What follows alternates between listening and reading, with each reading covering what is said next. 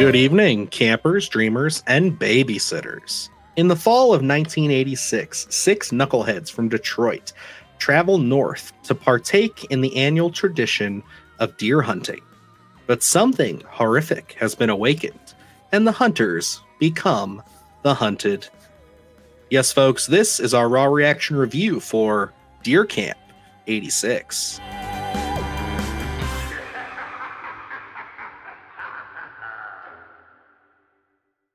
This video is sponsored by STREAMYARD. If you're an aspiring content creator but don't know where to start, this all-in-one platform is essential for all of your recording, editing, and publishing needs. And by using our code or following the link in the description, STREAMYARD is giving our viewers $10 off their first month subscription. So what are you waiting for, horror fans? Start creating, streaming, and posting today.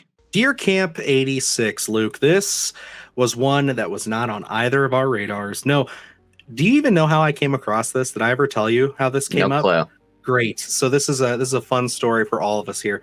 They actually just followed us on our Instagram. The filmmakers did. Their page. I don't know why. I assume they were probably just looking for horror channels to get their stuff out to. And I saw the trailer on their Instagram page, and I said, you know what? This looks like fun. So I messaged them, and that is how we obtained our screener for Deer Camp 86. And this is one of those things when I know Luke and I tend to differ on horror comedy, and that is what this is. If you haven't seen the trailer, it very much leans into kind of the comedy side of horror, very Tucker and Dale versus Evil. But this was, honestly, the trailer is cut together nicely. I thought this doesn't look overly cheap. This looks like it could be a fun concept, but it easily could fall into the side of just being forgettable garbage.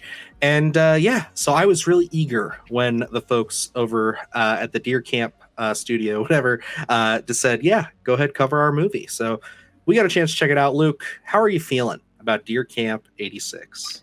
You know, going into this one, I didn't even know what to expect. I didn't even know it had comedy elements to it, to be honest, because I did not check out a trailer. I think I just pulled up the IMDb page real quick, just to kind of get a little synopsis of what it was about. And then just went into it. And, it is pretty comedy heavy. I will say that. But some of the comedy actually works for me. I was really surprised by that because sometimes one-liners just don't really hit. But I got to say, some of the comedy was a turd tuck and good time. But, it's I think my biggest issue with the film was that it commits so heavily to the comedy before we really dive into the horror that, I had a problem getting into that horror aspect as we got deeper and deeper into the film. So, I did not resonate necessarily with the terror that they were trying to portray during the, I'd probably say, last half hour of the film, because it does take a little bit to get going. So I didn't find myself horribly invested by the end of it, and I did struggle a little bit with some of the motivation and things like that. It's a struggle with that horror comedy, especially for me. So it wasn't done badly. I gotta say. Yeah, and I do want to preface this by saying the folks over at the Deer Camp, Instagram, they sent us over a little care package. So we got a Deer Camp 86 hat, a Deer Camp 86 cooler, our screener, and a bunch of Deer Camp goodies. I'm going to be posting a little short about that. So obviously, you guys know that I'm biased. This movie is fantastic. I love it, and you should go see it. No, I'm kidding. This was very kind of them. I am excited to unpack that with you guys later. But I got to be 100% with you. Whenever we get an offer like that, I immediately get worried. I immediately start thinking, oh no, they're sending us goodies because they want us to be really kind about the film. Last time we got a goodie thing, it was for Imaginary.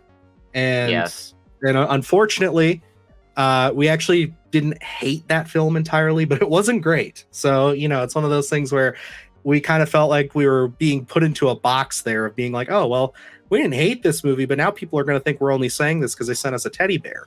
But no, this, I got to say, I am a horror comedy fan. And although this isn't something that I think is going to be all-time memorable or something that I think is going to be something I even throw on all that regularly, I did have fun with this movie. I thought that this was a very interesting concept.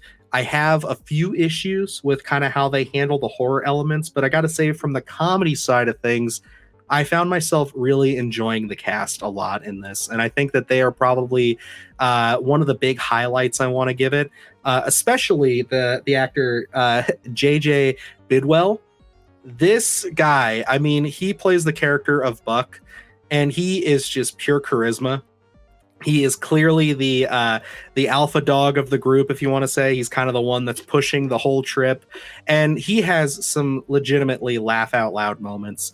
There is one sequence towards the closer to the end where they're kind of all, I don't want to give away too much, but they're kind of hunkered down waiting on something to happen, and one of our characters starts getting a bit emotional, and he just immediately calls it out and says, like, no, we're not doing that, because that's what happens is people do that and then we die and stuff like that. It's like, I don't know why, but I think his delivery and just the way he carried himself throughout the movie, I loved him on screen.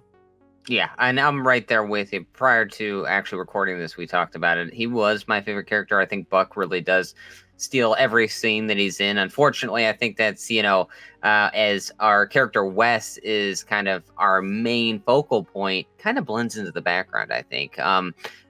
He only becomes, our focal point because he is our focal point. There's nothing really that takes him out and differentiates him from the rest. I think Buck really is that kind of character that most people are going to leave this film talking about, just because his delivery, his timing is just absolutely perfect from that comedy aspect to it.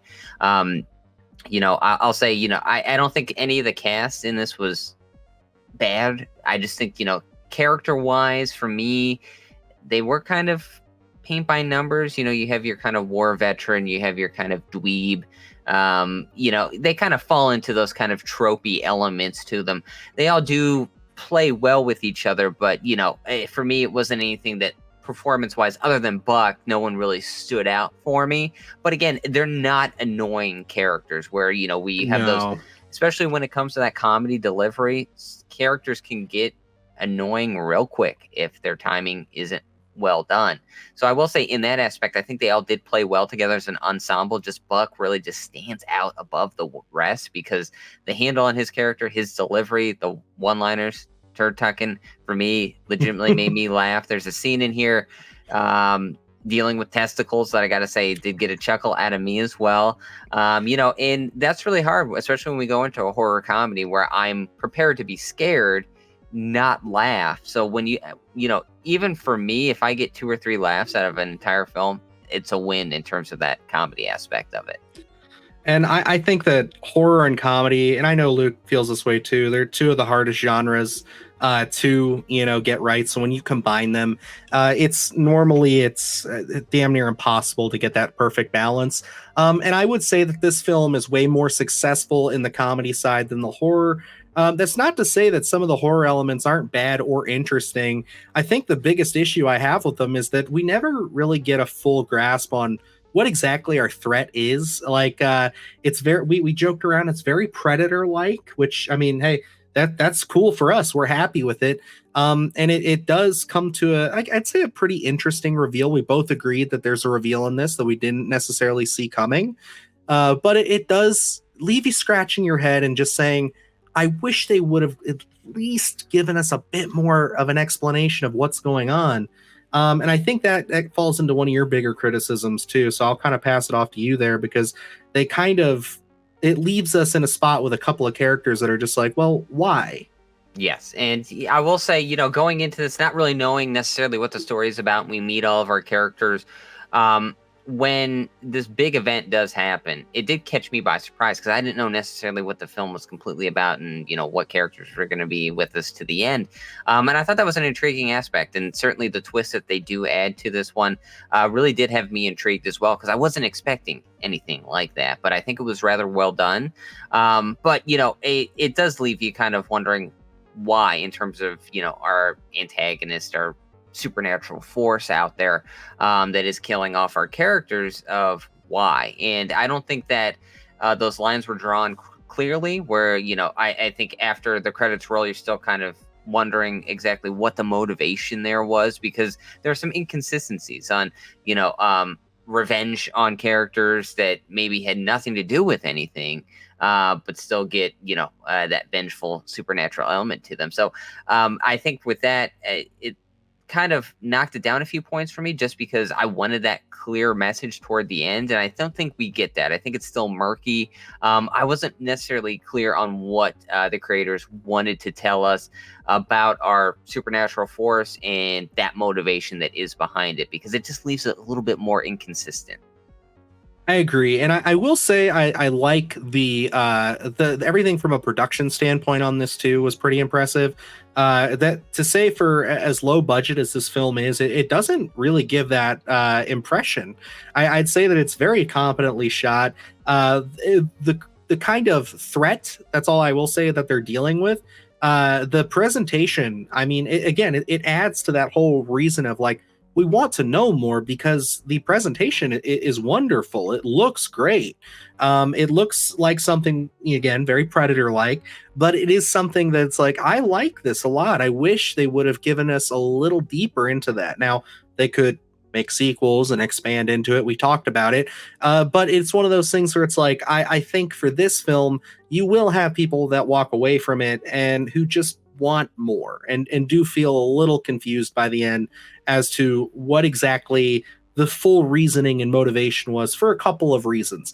And I don't think it overall hurts the film, because again, this is only an hour and 20 minutes, so it's a very, very small amount of commitment time, and for that you get a lot of laughs. There is some pretty good gore in this, and overall I gotta say that the biggest thing is you got a lot of characters in here, and they're not bad. They're performed well. They're written pretty fine. They're not stand out. Not everybody is Buck, but I think that the camaraderie and the fun and the comedy that's in there, it makes for a fun, light watch. And it's something that I would definitely say, if you're, scrolling around on streaming and looking for something that, again, is a light watch and something that's worth watching, I give this a recommend. It's not something I can ride home about and say, hey, everybody go out and track this down. But I think for this being an independent film, and for it being as, again, good looking, having characters that I enjoyed and getting enough laughs out of me and some good gore, I think for a horror comedy, this is very competent.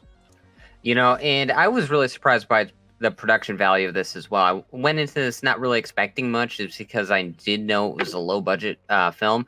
But it really did impress me with the camera work and just the feel and the vibe that they did portray. I think all the camera movements had a reason to them. It just wasn't doing it for the sake of, style or anything like that. And, it was really well put together. And I was really surprised by that. For me, I think with the story elements and just the characters in general didn't really do it all that much for me. So I think this does fall into worth a watch for me. But, I think going into this, if you're looking for something that is more comedy than horror, this is for you. If you're looking for something that's going to absolutely terrify you, it's not Deer Camp 86, but it's not trying to be. So, you just have to be prepped for what you want to watch at that time. So if you want a comedy horror, I say go into Deer Camp 86 with an open mind, because you might have some fun, because they do meld that element of comedy as well as horror fairly well. I think it does take a little bit longer to get going, but once it does, it shows what it does have to offer. So, worth a watch for me. I think this will find its audience, especially like you said, if it's streaming. I think this could be something that a lot of people can have fun with. Yeah, and I definitely agree with it. This is going to be available on VOD this upcoming Friday. So, you got a week from now. I know we got this and In a Violent Nature coming out on the same weekend. So you almost get slashers, but in the two separate camps of comedy slasher and, slasher horror. So I think it's going to be a good weekend for slasher horror. So I would say definitely, if you want to make this a good double feature, support independent film, check out both these movies. And I really had a good time with this. Again, it stumbles in a few spots, but I mean, for me, I think the character of Buck, it gives you a gut busting good time. And I mean, the dude just really is just pure charisma, and like, he really has a lot of lines in there. And I think that there is room to play with this more. I would like to see them go a little further with it, and just kind of open that up a little bit more, because for right now they're on a good path. It could easily go into a path that's like conventional and not interesting. But I think they've got a good handle on it so far. You know, and I said I was really impressed by the production value here. They do this thing where they kind of, one of our characters does have a video camera. So we kind of go back and forth between, some found footage aspect. I almost wanted this to be found footage. I thought that would have been a rather intriguing take. I think that would have been a lot of fun. But overall, I think this is worth a watch for me. I think a lot of people will have fun with it. Oh yeah. And speaking of that, before I wrap up here, yeah, there is an element where they do use that camera in a very interesting way. And I thought, hey, that's really fun. I like the way that they portrayed that. We'll have to talk about it more off air here. But yeah, definitely check out Deer Camp 86. Thank you again to the folks over on the Deer Camp Instagram. Follow those guys for all the updates on where you guys can stream this bad boy. And yeah, definitely go support independent film. Just a small team in Michigan put this together. And I got to say, I was pretty impressed with it. So always love when indie horror can succeed. But yeah, other than that, we got a lot of great stuff up on the channel. We just talked about My Bloody Valentine. Blumhouse got their little hands on that, their paws. Who knows how that's going to pan out? We talk about it for about 15 minutes, so check that out.